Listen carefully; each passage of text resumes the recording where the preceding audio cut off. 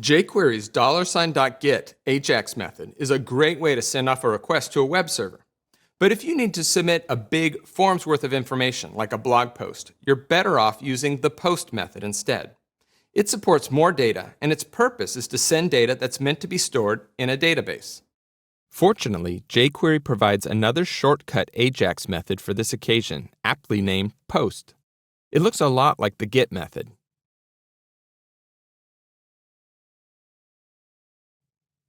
It takes a URL pointing to the server-side program that will process the form data, for example, storing that data into a database, the data that you send along with the post, and a callback function to handle the response from the server.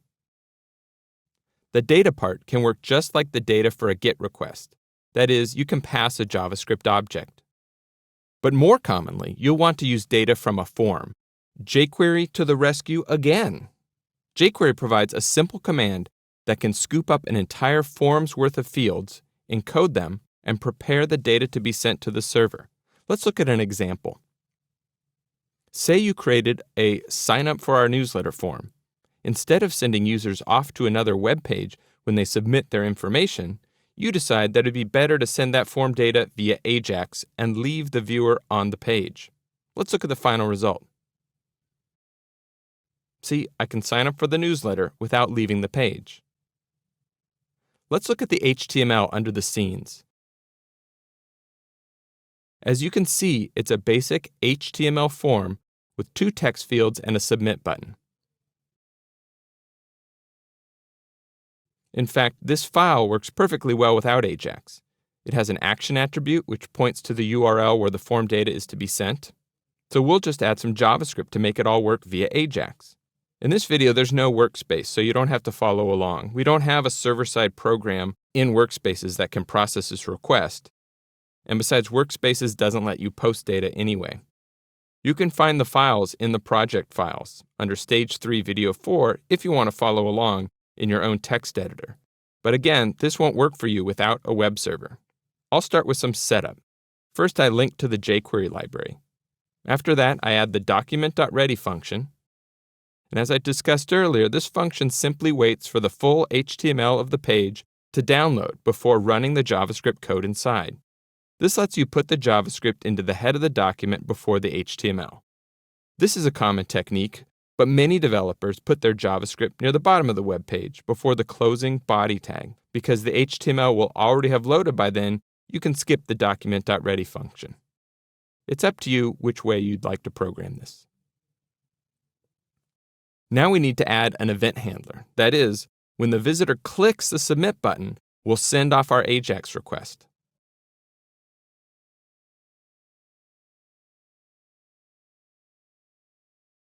Here I'm using jQuery to select the form, add a submit event handler, and then a function that will run when the user submits the form. Next, we'll add a bit of code that prevents the form from actually submitting when the submit button is clicked. This prevent default method is another jQuery thing. It simply stops the browser from leaving the current web page to submit the form data. Every AJAX request needs a URL, and HTML forms have an action property. So we can set our URL simply to the action property of the form.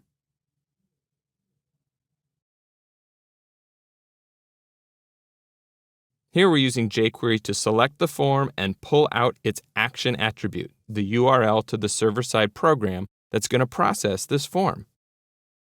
Next, let's capture the form data. Normally, using plain JavaScript, you'd have to generate a list of every form field, then go through that list, retrieve the name and value for each form field, and then encode all that. Fortunately, jQuery provides a simpler way. Just select the form and run its serialize method on it. Now we have our URL and data. We're ready to run the post method.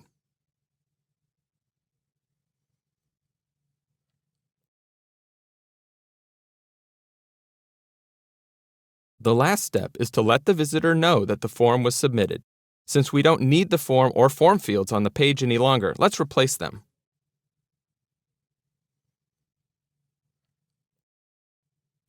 This code selects a div on the page, that's the div where the form is, and replaces it with the contents of a message.